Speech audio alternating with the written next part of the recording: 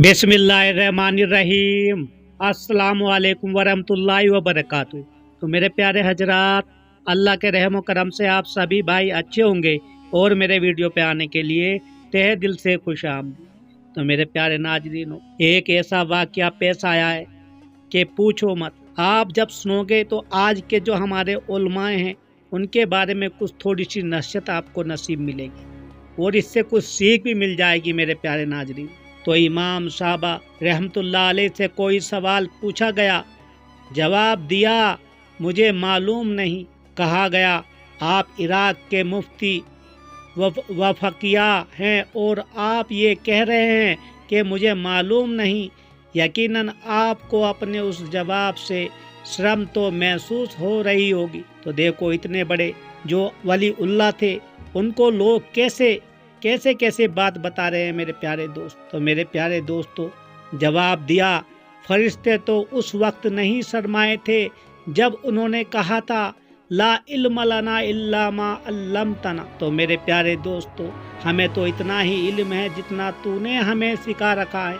तो मेरे चैनल को सब्सक्राइब, लाइक, शेयर जरूर कर देना अगर थोड़ी सी भी कुछ सीख मिल जाए।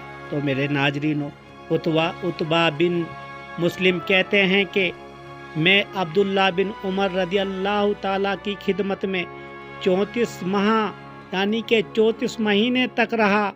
उस दौरान कितने ही लोगों ने आपसे सवालात किए जिनका जवाब ये होता मुझे मालूम। मशहूर ताबई सईद बिन मसैयब रहमतुल्लाह अलैह से जब फतवा पूछा जाता था तो फरमाते अल्लाहुम्मा सल्मनी वसल्लमा मिन्नी, यानी कि ए अल्लाह मुझे गलत फितवा देने से महफूज रख और लोगों को मुझसे गलत फितवा लेने से महफूज रख। सुभान अल्लाह। एक मर्तबा इमाम शाफी रहमतुल्लाह अलैहि से मसला दरियाफ्त किया गया तो जवाब में खामोश रहे। पूछा गया जवाब क्यों नहीं दे रहे? तो फरमाया मेरे प्यारे नाज़रीनों, मैं इस वक्त तक जवाब नहीं देता जब तक मुझे ये मालूम ना हो जाए कि फजीलत मेरे खामोश रहने में है या जवाब देने में। सुभान अल्लाह। ये थोड़ी सी बात आपको समझनी पड़ेगी दोस्तों।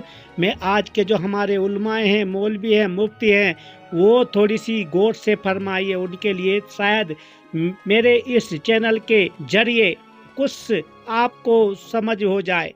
मैं ये नहीं कहता कि मैं ठीक बोल रहा हूँ, लेकिन शायद कुछ आप समझ जाओ मैं क्या कहना चाहता हूँ। मेरे नाजरीनों, मेरे दोस्तों, अपने जो पड़ोस में उलमा हैं उनको भी शायद आपको कुछ कहने की हिम्मत पड़े, क्योंकि हमारा इस्लाम ये नहीं कहता कि कोई मौलवी है तो उसके सामने वो कुछ भी बोलेगा हम सुने। नहीं, जो हक है हमारा इस्लाम कहता है हक पे चलो। हकी सबसे अच्छा इल्म इंसान का ईमान है, क्योंकि जब सच्चा हक होगा तो दोस्तों दुनिया भी समझ जाएगी और आखिरत भी मेरे प्यारे हजरात।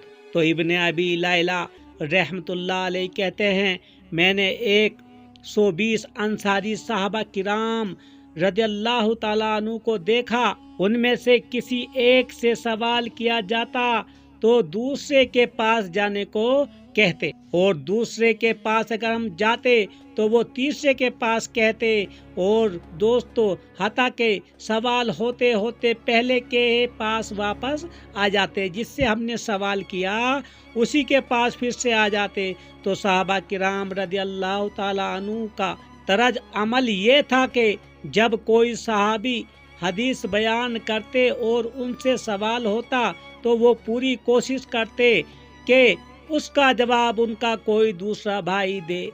अबू अल हसैन अज़दी कहा करते थे लोग मुसअला में बेझिझक फतवा देते हैं। अगर यही मसला उमर बिन खिताब रज़ियल्लाहु के सामने रखा जाता तो उसके जवाब के लिए अहले बदर को जमा कर लेते। तो मेरे प्यारे नाजरीन, ये मैं आपको थोड़ी सी ایک سیکھ دے رہا ہوں میرے دوستوں۔ آج کے دور میں اگر ہم کسی کے پاس کچھ لے کے جاتے ہیں، چاہے وہ اچھا ہے چاہے وہ غلط ہے، ہم کسی مولوی یا ملا یا مفتی یا قاری کے پاس جاتے ہیں، وہ سوچے سمجھے بغیر کچھ ایسی ہمیں بات بتا دیتے ہیں، یا تو وہ کبھی سچ ہو جاتی ہے یا اس میں غفلت پڑ جاتی ہے۔ تو میرے دوستو، کچھ ہمارے جو صحابہ کرام ولی اللہ سے کچھ سیکھنا چاہیے دنیا میں دوستو۔ ہم مسلمان جو آئے ہیں میرے دوستو سیکھنے کے لیے اور اپنا ایمان مضبوط اور اپنی مغفرت کرانے کے لیے آئے ہیں دنیا میں، لیکن یہاں پہ ہمارا جو اس نے کلمہ پڑھا مسلمان بھائی، وہ دنیا کے لیے ہی دنیا بسانے کے لیے لگ گیا۔